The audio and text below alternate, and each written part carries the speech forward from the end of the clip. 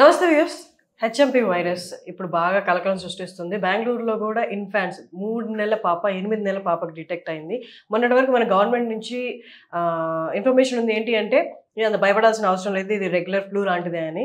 కానీ ఇప్పుడు వస్తున్న కేసెస్ దృష్ట్యా పెరుగుతున్న గంటకు పెరుగుతున్న మార్నింగ్ ఏమో ఒకటే అని చెప్పారు, తర్వాత 8 ఇయర్స్ బేబీకి కూడా అని చెప్పారు. కాబట్టి దీని గురించి మనం ఏదైనా సీరియస్ జాగ్రత్తలు తీసుకోవాల్సిన అవసరం ఉంది. ఇవన్నీ మనం మాట్లాడితే వారు మనతో ఉన్నారు డాక్టర్ షర్మిల గారు ఫ్రమ్ అపోలో హాస్పిటల్స్. నమస్తే అండి. నమస్తే మేడం.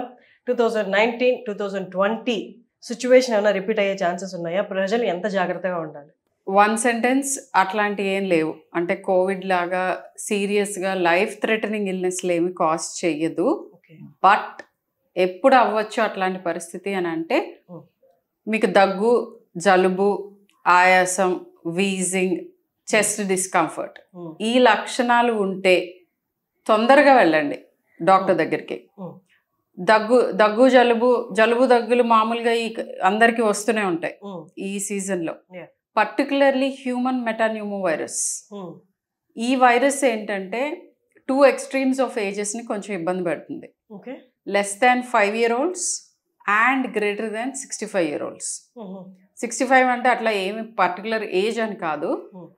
ముందే హార్ట్ డిసీజ్ ఉండి, లేదా లంగ్ డిసీజ్ ఉండి, స్మోకర్స్ అయ్యి, లేకపోతే ఆస్తమా ఉండి, కిడ్నీ డిసీజ్, లేకపోతే ఇమ్యూనోసప్రెషన్ మీద, క్యాన్సర్స్, ఇవన్నీ.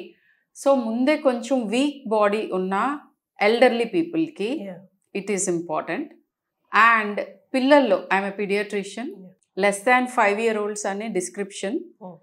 బట్ ఇంట్రెస్టింగ్ థింగ్ ఏం చెప్పాలి అని అంటే, we have treated human metapneumovirus here in Apollo ICUs in 2023 and 24.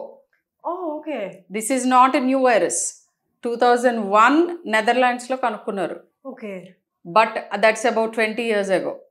50 years నుంచే ఈ వైరస్ అవశేషాలు ఉన్నట్టుగా ప్రాబబ్లీ మనం కనుక్కుని ఉండకపోవచ్చు. And this is not a new virus.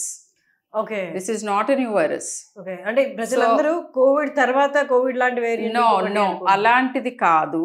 కానీ ప్రాబ్లం ఏంటంటే, చైనాలో అవుట్ బ్రేక్ అయ్యింది, చాలా మంది అవుతున్నారు, హాస్పిటలైజ్ అవుతున్నారు అని అంటే మనం అప్రమత్తతగా ఉండాలి. అట్లా అని వదిలే. అండ్ మోస్ట్ ఇంపార్టెంట్, ఈ సీజన్లో లైక్ వింటర్ నుంచి స్ప్రింగ్ ట్రాన్సిషన్స్ అంటాం మనం, ఈ టైంలో human metapneumo virus multiplication maximum ఉంటుంది. ఓకే, ఈ year 2024 in fact I have to say frankly చెప్పాలంటే 2023లో రెస్పిరేటరీ ఇల్నెసెస్ ఎంత ఎక్కువగా ఉండినాయో, ఫస్ట్ హాఫ్ ఆఫ్ 2024లో కూడా మాకు న్యూమోనియా అడ్మిషన్స్, కాంప్లికేటెడ్ న్యూమోనియాస్, అంటే ఇది వరకు ఊరికిన న్యూమోనియా అయ్యి దానిలో నుంచి బ్యాక్టీరియల్ ఇన్వేజన్ వచ్చి ఇట్లా ఇబ్బంది పెట్టేవి కాదు. సో ఇవన్నీ కూడా ఫస్ట్ హాఫ్ ఆఫ్ 2024 వరకు చూసాం. ఓకే, దెన్ మైకోప్లాస్మల్ న్యూమోనియాస్ 2024లో మొత్తం ట్రీట్ చేసాం. ఇప్పుడు చైనాలో ఉన్నది human metapneumovirus and mycoplasmal pneumonias కూడా. ఓకే, దాన్ని వాకింగ్ న్యూమోనియా అంటారు. ఈ హ్యూమన్ మెటాన్యూమో వైరస్ ని వైట్ లంగ్ డిసీజ్ అంటారు. అంటే ఎక్స్రేలో వైట్ లంగ్స్ లాగా కనిపిస్తాయి.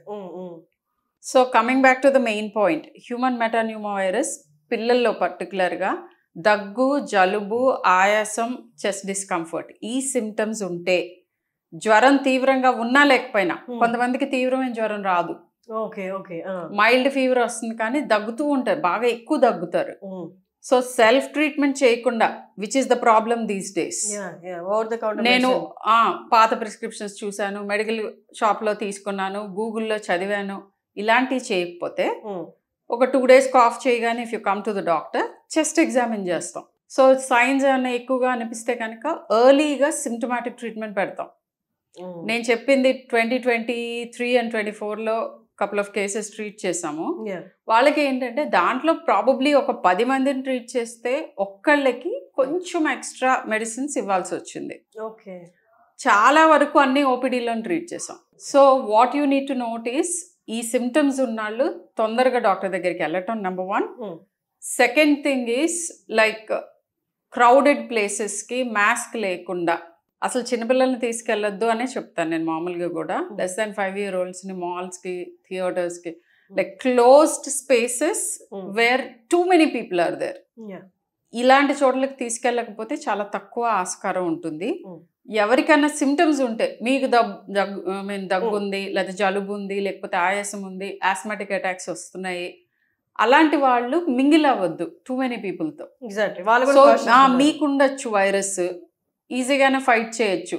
Anyone not in these age groups ఈజీగానే ఫైట్ చేస్తారు, just like any other virus. So complicate అయ్యే ఛాన్సెస్ ఎప్పుడు ఉంటాయంటే extremes of age and delayed treatment. Delayed treatment and half hearted treatment, inadequate doses. Particularly చిల్డ్రన్లో problem ఏంటంటే over the counter మెడికేషన్తో వాళ్ళకి dosages సరిగ్గా ఉండవు. భయపడుతూ తక్కువనే ఇస్తారు, తెలియక ఎక్కువన్నా ఇస్తారు. ఈ రెండు కూడా డేంజరస్ థింగ్స్.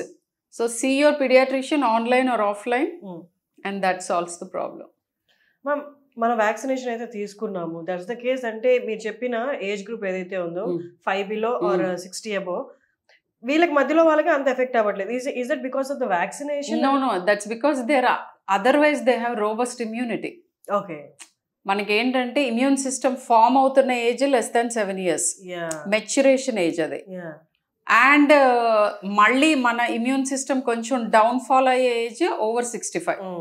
సో ఈ రెండు ఏజెస్లో హ్యూమన్ మెటాన్యూమోవైరస్ తోటి ఇప్పుడు ఈ వైరస్లన్నీ ఫ్లూ కానీ, లేకపోతే రెస్పిరేటరీ సిన్సిషియల్ వైరస్ కానీ, లేదా హ్యూమన్ మెటాన్యూమోవైరస్ కానీ, ఇవన్నీ విజృంభించడానికి కారణం ఆఫ్టర్ కోవిడ్ ఏంటంటే 2 things. ఒకటి ఏంటంటే మనకి డయాగ్నోసిస్ బెటర్ అయింది. సో ఇప్పుడు ఏంటి, మాకు నేజల్ స్వాబ్ తోటి నేమ్ ఆఫ్ ద వైరస్ అదేంటి అనేది క్లియర్ కట్ తెలిసిపోతుంది విత్ ఇన్ 6 hours. నేను ఇప్పుడు మీకు ఎలా చెప్తున్నాను హ్యూమన్ మెటాన్యూమోవైరస్ ఐ ట్రీటెడ్ అని? That's because I have documented it. So diagnosis better అయింది. రెండోది ఏంటంటే కోవిడ్ టైంలో ఆ 4 years, I mean maybe couple of 2 years at least, కంప్లీట్గా we were away from normal exposures. So ఏమైందంటే మిగతా వైరస్లు అన్నిటికీ కూడా ఇమ్యూనిటీ తగ్గిపోయింది. బోత్ ప్రెగ్నెంట్ విమెన్కి తగ్గింది, వాళ్ళు పుట్టే పిల్లలకి తగ్గింది, లాక్టేటింగ్ విమెన్కి తగ్గింది, యంగ్ చిల్డ్రన్ అందరికీ తగ్గింది.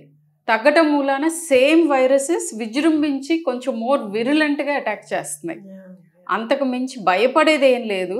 అంటే చెప్పేవన్నీ చెప్పి భయపడేది లేదు అని అంటున్నారు. ఎందుకంటే వీటితో అడ్మిషన్స్ అయ్యే వాళ్ళు చాలా చాలా తక్కువ, at least children.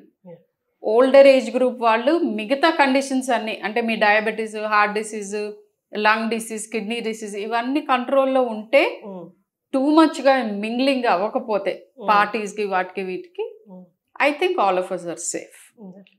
Masking, hand washing, that's it. ఈ వైరస్కి యాక్చువల్గా వ్యాక్సిన్ ఉండదు. బట్ వ్యాక్సిన్ లేదని వణికిపోవాల్సిందేం లేదు. 20 ఏళ్ల నుంచి ఈ వైరస్ ఉంది మనతోనే. ఓకే, సో నార్మల్గా ఇప్పుడు మీరు క్లారిటీ ఇచ్చారు. నార్మల్గా ఎవరుకుంటారంటే ఇది ట్రావెల్ హిస్టరీ ఎవరైనా ఉన్న వాళ్ళకి, చైనా నుండి వచ్చిన వాళ్ళకి, ఇతర దేశాల నుండి వచ్చిన వాళ్ళ వల్లే వచ్చింది అంటున్నారు. పాపం ఆ ఇన్ఫాంట్స్ కి, వాళ్ళ ఫ్యామిలీ మెంబర్స్ కి ఎవరికి ట్రావెల్ హిస్టరీ, వాళ్ళ ట్రావెల్ మూలానే వస్తుందని లేదు.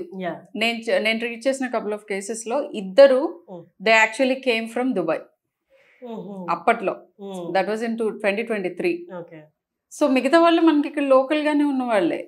సో ఈ వైరస్ కొత్తది కాదు, అట్లా సూపర్గా అంటే కోవిడ్ లాగా సడన్గా ఎన్గల్ఫ్ చేసి డిఫరెంట్గా మనని ఇబ్బంది పెట్టబోయే వైరస్ లాగా యాజ్ ఆఫ్ నౌ తెలీదు.